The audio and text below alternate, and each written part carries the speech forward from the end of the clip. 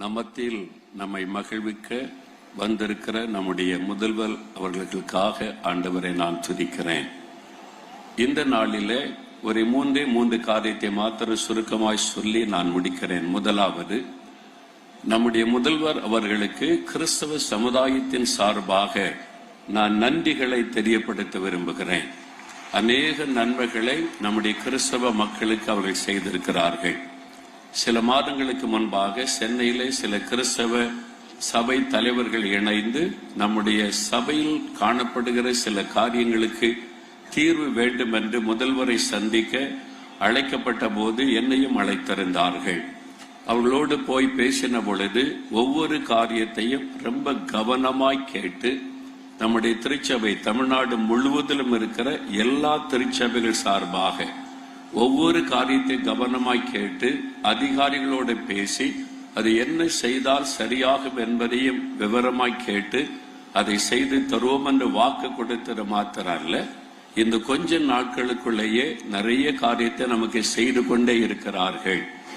இது இல்லாதபடி நிறைய காரியங்கள் பல சொன்னதை கேட்டோம். ஆகவே ஒட்டுமொத்த தமிழ்நாட்டில் இருக்கிற கிறிஸ்தவ மக்களுடைய சார்பாக நம்முடைய முதல்வர் அவர்களுக்கு நான் நன்றியை தெரிவித்துக் கொள்கிறேன். இரண்டாவது, அவர்களுக்கு கிறிஸ்துமஸ் வாழ்த்துக்களை எல்லாருடைய சார்பாக நம் அத்தனை கிறிஸ்தவருடைய சார்பாக வாழ்த்துக்களை நான் சொல்லிக் கொள்கிறேன். அந்த வாழ்த்து சொல்லும் பொழுது அவர்களுக்கென்று ஆண்டவர் கொடுத்த ஒரு வார்த்தையை நான் சொல்லி வாழ்த்த விரும்புகிறேன். லூக்கா 2:10-11 வசனத்தில் தான் இயேசு இந்த உலகத்தில் அவதரித்த உடன் முதலாவது உலகத்துக்கு கொடுக்கப்பட்ட செய்தி எழுதப்பட்டிருக்கிறது. பயப்படாதிருங்கள், பயப்படாதிருங்கள். அதுதான் உலக மக்களுக்கு கொடுக்கப்பட்ட முதலாவது கிறிஸ்துமஸ் செய்தி. நம்முடைய முதல்வர் அவர்களுக்கும் ஆண்டவர் இயேசுவின் நாமத்தில் நான் சொல்லுகிற வார்த்தை, எந்த சூழ்நிலை கண்டு பயப்படாதிருங்கள்.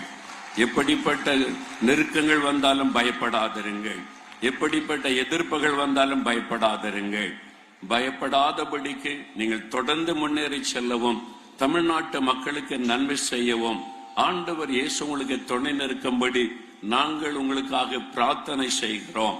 உங்களுடைய பேராய அவர்கள் அறிவித்தபடி இது மாதிரி ஒரு கூட்டத்தில் மாத்திரமல்ல, அனிதனமும் லட்சக்கணக்கான கிறிஸ்தவர்கள் எங்களுடைய முதல்வருக்காக நாங்கள் ஜெபித்துக் கொண்டிருக்கிறோம்.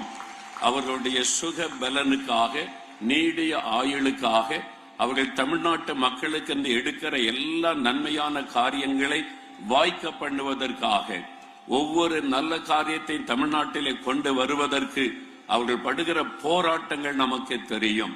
அத்தனை காரியத்திலும் ஆண்டவர் துணை நின்று ஜெயம் கொடுக்க உங்கள் மூலமாய் தொடர்ந்து தமிழ்நாடு சிறந்து விளங்க ஆண்டவருடைய கரம் உங்களோடு இந்த வழி நடத்த பிரார்த்திக்கிறோம்.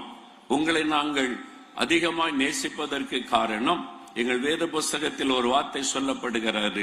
அதிகாரத்தில் இருக்கிறவர்கள், ஆளுகிறவர்கள் ஜனங்களுக்கு நன்மை செய்யும்படி தேவனால் ஏற்படுத்தப்பட்ட ஊழியக்காரர்கள் என்று ரோமர் 13ஆம் அதிகாரத்தில் சொல்லப்படுகிறது.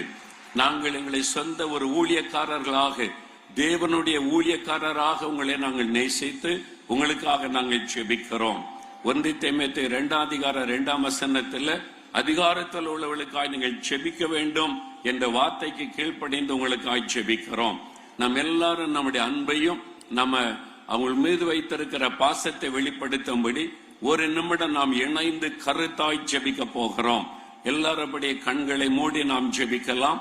கிறிஸ்தவர்கள் மாத்திரம் எழுந்து நின்று ஜெபிக்க கேட்கிறேன். நம்முடைய ஆண்டவருக்கு முன்னாலே நின்று ஆண்டவர் நமக்கு தந்திருக்கிற முதலமைச்சருக்காக அவரை ஸ்தோத்திரம் பண்ணி ஒரே ஒரு நிமிடம் இருதயத்தை இணைத்து பாசத்தோட ரொம்ப பாரத்தோட நம்மை ஜெபிக்கணும். அவர்களுக்கு கர்த்தர் நல்ல சுகபலனை கொடுக்கணும். ஆண்டவர் நல்ல பாதுகாப்பை கொடுக்கணும். நீடிய ஆயுளை கொடுக்க வேண்டும். அவர்கள் சந்திக்கிற ஒவ்வொரு பிரச்சனைகளை மேற்கொள்வதற்கு தைரியமும் பலனும் கிருபையும் கொடுக்க வேண்டும். ஆண்டவர் தொடர்ந்து அவர்களை ஆசீர்வதித்து தமிழ்நாட்டின் ஆசீர்வாதத்திற்காய் பயன்படுத்த வேண்டும். கருத்தாய் நாம் ஜெபிக்கலாம். தகப்பனே, நாங்கள் உமக்கு முன்பாக, உம்முடைய சிங்காசனத்திற்கு முன்பாக உம்முடைய பிள்ளைகளாக நாங்கள் நின்று எங்களுக்கு நீ தந்திருக்கிற முதலமைச்சருக்காக நன்றி சொல்லுகிறோம்.